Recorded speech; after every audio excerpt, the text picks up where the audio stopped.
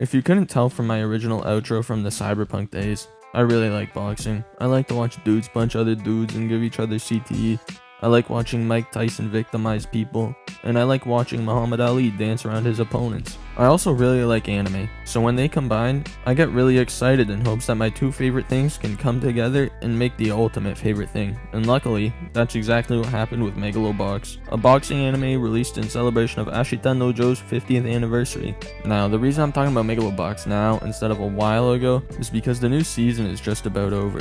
And during this season, I've come to realize that not only is MEGALOBOX really good and better than I gave it credit for even before, but also that it's extremely underrated. Like, season 1 got a little bit of hype because it was on Crunchyroll and Joe got nominated for Best Boy, but other than that, it really wasn't that hyped up. And then now season 2, I barely see anyone talking about it, despite the fact that it's probably, for me, it's anime of the year, right now at least.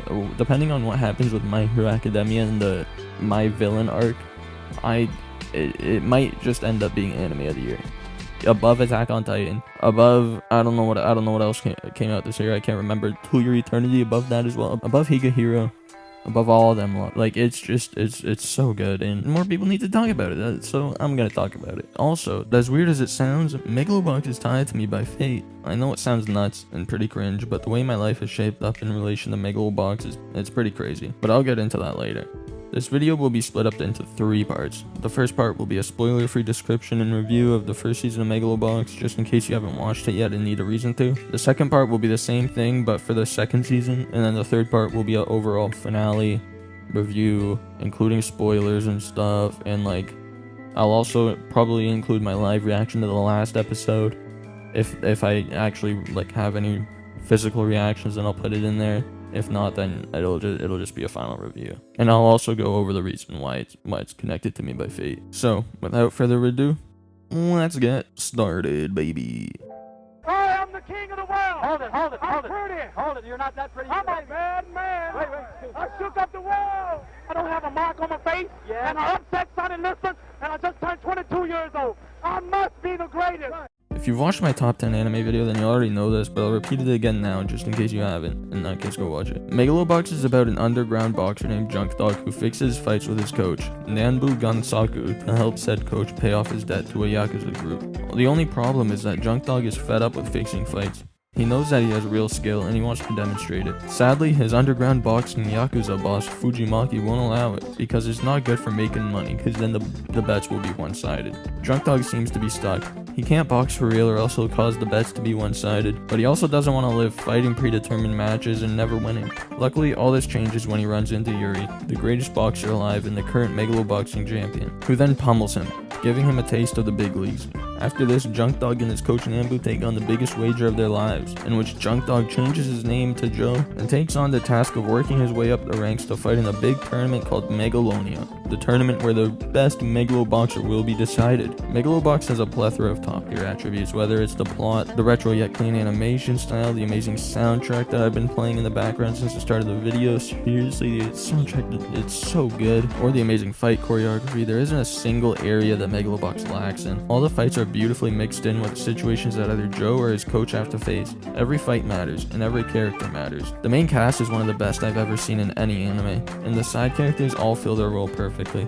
Team Nowhere, which consists mainly of Joe, Coach Nanbu, and Sachio, a gearhead orphan, develops into an actual family throughout the show. And I usually really don't like little kids in anime teams, but Sachio does a great job of not being an annoying little bitch and shows his usefulness numerous times. In terms of antagonists, Yuri, Aragaki, Mikio, and Fujimaki are all great antagonists that push the story along in a meaningful way. Aragaki's story in particular stands out as a really well-written story, and he's probably one of the best written characters in the entire show. On top of all this, MEGALOBOX even takes inspiration from philosophers in their stories.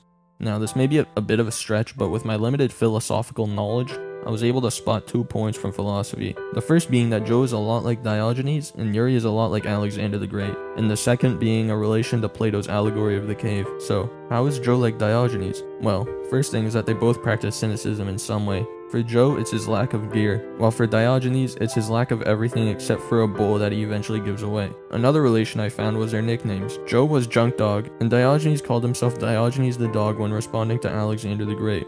On the other side, Yuri is called the King of Kings, while Alexander was quite literally a King of Kings, and both were undefeated champions. Now, how about the allegory of the cave? Well, at the start of Megalobox, Joe is living in a cave, the underground boxing arena, where he doesn't know what true boxing is. But then, when he escapes the cave and meets Yuri, his eyes are opened and he realizes what boxing truly is. Just like how the people in the allegory of the cave don't know what life is truly like until they escape the cave. Also, the way Megalobox uses symbolism in different stories to better tell its own story is something that I've never seen in any other anime. Like, it's pretty absurd, like, how well they use symbols and like stories within a story. Like, if you've watched the first season, you'll know how much of an impact the story about the scorpion and the frog has.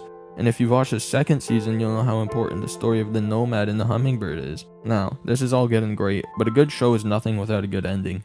And if you've watched my top 10 anime video, you'll know that I didn't originally like the ending. But while rewatching the show, I found a new love for it. Yes, the ending is kind of cryptic, and not seeing the person I won't name for spoilers' sake fall to the floor knocked out and the big celebration may be a bit lackluster, but we do see the final punch, and it seems the end of the fight was a lot more serious than fun due to the fact that the man was paralyzed and can no longer walk. So I think it's just as good that we get to see them have a party and with everyone happy instead of just like the knockout. But we do see the knockout. We see the knockout punch. We don't know like what happens directly after the knockout punch. But it tells us at the end, it's like blank won by blank at 2 minutes and whatever in the 13th round. And it even, like, during the last final screen of the knockout punch, you can see the time on the clock in the background, and it matches up with how the 10-second count would go from the timestamp at the end of the episode that shows who won. It's pretty good, and it's nice having like it's a good feeling having to like dig for the ending, kind of. You don't dig for it, but you can piece things together for it to make it make more sense. Like, it's not hard to comprehend. It literally tells you who won the fight just right out there, but like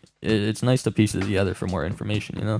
Anyways, moving on, the main topic of this video, Megalobox's second season, Megalobox Nomad. I'm the best ever. I'm the most brutal and vicious and most ruthless champion there's ever been. There's no one can stop me. There's no one that can match me. My style is impetuous. My defense is impregnable. And I'm just ferocious. I want your heart. I want to eat his children. Praise be to Allah.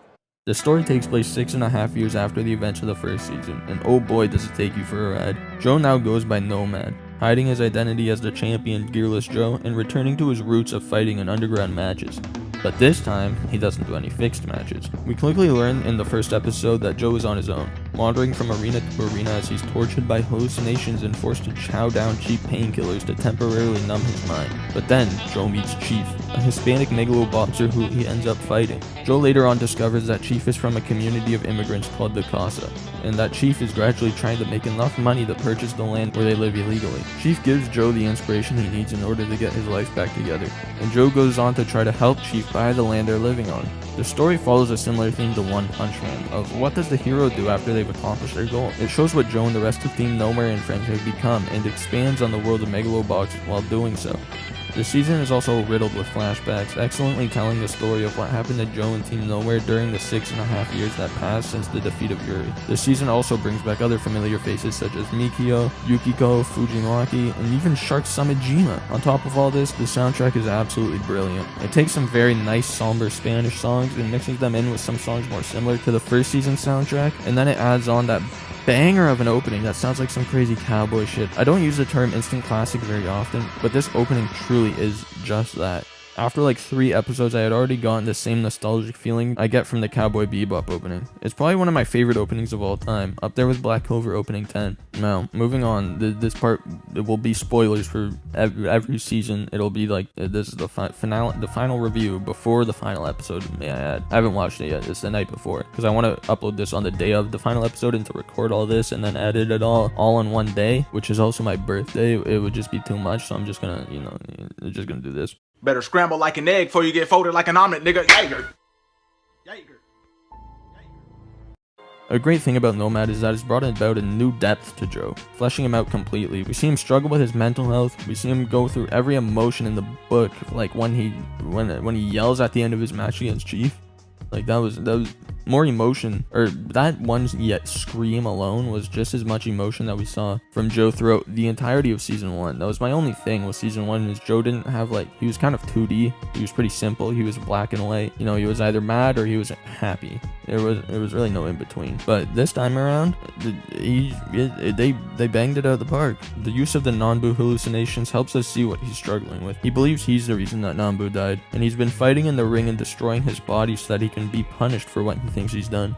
But then he meets Chief, and he realizes that running away from his home isn't the right choice. He realizes that just running away and being punished isn't what will bring him closure, and it isn't the morally correct thing to do. He knows that he has to confront his problems now. So he returns home to the Team Nowhere gym and starts rebuilding it. You know, I talked about Megalobox's use of symbolism in the first part? Well, they've done it again this season. An example of this is when Joe meets a dog that symbolized him in the opening of season 1, and then eventually buries it, symbolizing that the old Joe, the stray hungry for glory, the junk dog, has died, and he is now just Nomad, wandering from ring to ring until he dies. Another example is how as Joe rebuilds the Team Nowhere gym, he also rebuilds his relationship with his old family. You know how they say like, home, like I think Jiraiya said this, he was like, home is where people are thinking about you. So as Joe rebuilds his old home, he also rebuilds his old home in the sense that he's rebuilding the people thinking about him, or his relationship with the people thinking about him. You know, it's crazy. He visits Abu Haji. He talks to Oicho, he sees Bonjiri and helps him get back his store. He gives Santa headlines and news, and he even speaks to Aragaki again. His relationship with Sachio this season is really weird though. Sachio hates him for running away from Nanbu's death. And then Sachio tells him to never show yourself here again. Get out of here. You're not a part of this family. And then Joe leaves, and then Sachio's like, well, that's not what you were supposed to do.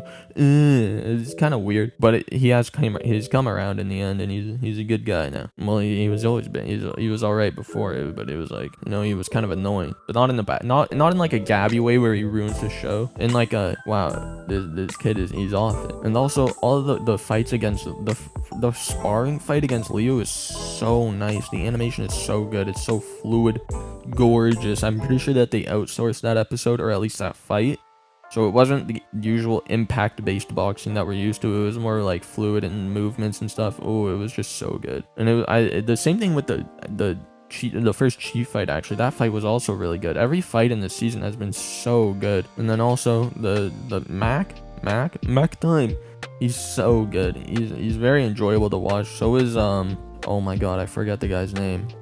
The Roscoe guy. I can't remember his name, but he's a really fun antagonist. Like, I like his dancing and stuff. He's got the swagger, you know. He's real happy. He's real cunning. He's fun to see. He's a scumbag, obviously. It's also very nice to see Mikio's development, going from like a hungry boxer who wants to prove that his AI gear is the best, to some just university professor writing papers, living in a cottage. Like, it's really nice to see what he's come to, and it's nice to see him as a good guy, because he really was like, he wasn't necessarily that bad. He was kind of a dickhead at the start, but it's like, who wasn't, you know? Even Aragaki was. But yeah, back to Mac. I just completely sidetracked. He's really good. I like how he's similar to Chief. They're both immigrants. I like the hummingbird symbolization. I can't speak. The hummingbird symbolization. Is that what it's called? No, symbolism. I don't remember. The hummingbird, whatever. It's really good. I like how he sees it, you know. I like how Chief was the hummingbird to Joe, and now Joe might end up kind of being the hummingbird to Mac, to like get him back out, or to like snap him out of it, you know. It's really good. It's just so great. It's the symbolism, and also Mac time is very cool. I like the concept a lot. I like how it's affecting his brain. It's literally like he goes into aimbot mode. It's so crazy. The story with his family is really good. How his wife was like, I had to do it. You could have recovered, but I needed a donor now. How is this anime tied to being by fate? Well, I'll start off with the base. The first season came out when I was in my first year of high school. I was young and naive, full of hope, just like Joe in season 1. Fast forward to now, season 2 has come out. I've just graduated high school like 2 days ago. Any hope and optimism I had is gone. My mental health has just declined into the floor. I'm in the bin. My emotions are flipping like Joe's when he's going on and off the painkillers. It's all wild, you know. But now, it's summer, and I'm regaining hope for the future through the possibility of university actually being fun. Just like how Joe regains hope for the future after meeting Chief. But that's not all. In grade 9, I kind of looked like Joe. It sounds weird. I sound like one of those cringy kids who's like, do I look like L? And then they just don't. But like I had the poofy hair. My hair, it was weirdly anime-like. I don't know why it was like that. It might have just been for one specific picture, but it was weirdly like anime-like, and it was very similar. I also had like a baby face. Joe doesn't really have a baby face in season 1, but compared to season 2, he definitely does. And when season 2 came out, I looked weirdly similar to Joe again. I had grown out my hair way longer because I was like, why not? I gotta do it at some point. So my hair was way longer, just like how Joe's is way longer. I had grown a beard, just like how Joe grew a beard. I still have a beard, unlike Joe. Joe's dismissed the beard. He shouldn't have. He looked so sick. He should have cut his hair. That's what he should have done. It looks like a raccoon on his head. It's weird. On top of all this, the last episode comes out on my birthday, my 18th birthday for that. I'm becoming an adult when Megalobox ends. It's crazy. Anyways, I'm gonna hand the mic over to future Lamone, who should be reacting to the last episode, and will give you his final thoughts on the series. All right. First things first. I just watched the episode. I lied. I didn't do a live reaction to it. I'm sorry, but goddamn, that episode was so nuts, bro. I don't even know what to say about it. It was really good. You know, remember how I said the dog symbolized Joe, like, no longer being the hungry stray, the junk dog anymore. He wasn't as hungry for winning anymore, like, cause it died, right? But now it's back. It showed it like it was actually alive the whole time, or it showed it was alive when he was like getting it really into the fight. It was crazy. And the whole feud between I've still forgotten his name, the Roscoe guy and the Shirato girl. Her name is Tsukiko or something. I've forgotten it right now, but I'm not gonna bother googling it. The whole feud between them, that was great as well. The part where fucking Nanbu put his hand on Sachio's hand. Oh, bro, that was so crazy. The only thing I didn't really like was the way that the fight ended. Like, I understand. It makes sense that Mac won. I feel like he should have won. Like, that was the best outcome because, you know, he's fighting for an actual purpose, whereas Joe was just fighting just because. It's kind of weird though that he lost, because like Joe he gets called out, he comes back, and then just to lose, like, it does bother me that he lost. Obviously I wanted Joe to win, but in the way that he lost too was just like like, I don't like how they threw in the towel in round 2, like, while wearing the most defensive gear, they threw in the towel in round 2. Meanwhile, he was able to go 13 rounds with Yuri while wearing no gear. Like, he did better against fucking Burrows, and Burrows is a goddamn heavyweight using gear. It was just weird. It was so strange. It didn't really make that much sense. Like, I don't know how to feel about it. Regardless, Mac it made sense that he won that, because he was like, he's the hero, you know. He's supposed to be he's supposed to be assigned to all these people. He's to the current generation what Joe was to the previous generation, so it makes sense that he won. It was just kind of weird. It was like, it just ended weirdly. That's my only problem. I liked everything else about the episode. It was a great way to end it off. I mean, it was just a banger. Anime of the year? Probably, honestly. Unless My Hero, the My Villain Academia arc goes real nuts, I think that, or there's something unexpected that, like, maybe Chainsaw Man? Probably not. Or maybe Bleach? Probably not again. I think it'll be Anime of the Year, or in my eyes. I don't judge who becomes the Crunchyroll Anime of the Year or the Funimation Anime of the Year, if they even do that. The fight was fantastic. I wish it went on a little bit longer, but it was great. As always, the fight choreography was really good.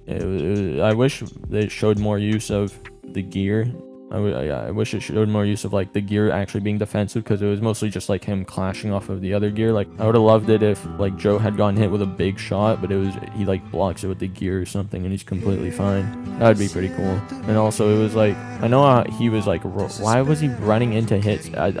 He got the knockdown, right? And then they went into another round, and then he just started running into hits. It was kind of weird. It seemed like they should have made the fight longer, or like, but I mean, they were working with what they could, right? That's really all. That's my thoughts. I like the ending. I think it was a great ending to the show. I really do doubt there will be another season. Joe seems to be washed up. Like, he's done. He lost.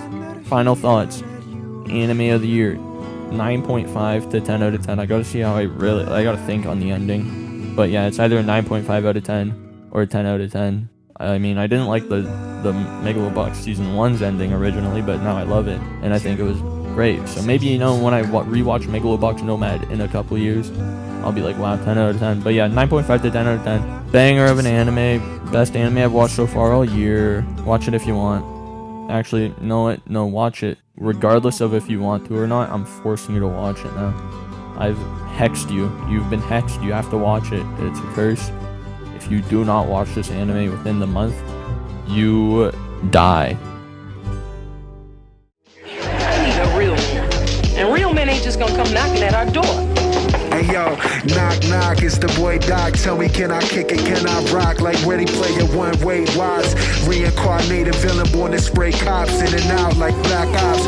I'm throwing dice on the blacktop, that's a fact, Doc. If a bitch ain't bad, I might bag the top. Mama always said don't fuck with white bitches, but goddamn, the pussy too good. I wish you would step to me, I got the phaser off stun. Also, Yuri has a massive nose. His nose is so big, and it gets bigger it got bigger in season 2. That's also important. His lack of legs led to a massive nose increase. All of his muscles on his legs atrophied, and they went straight to his nose. He's goddamn Pinocchio. Alright, I'll see you.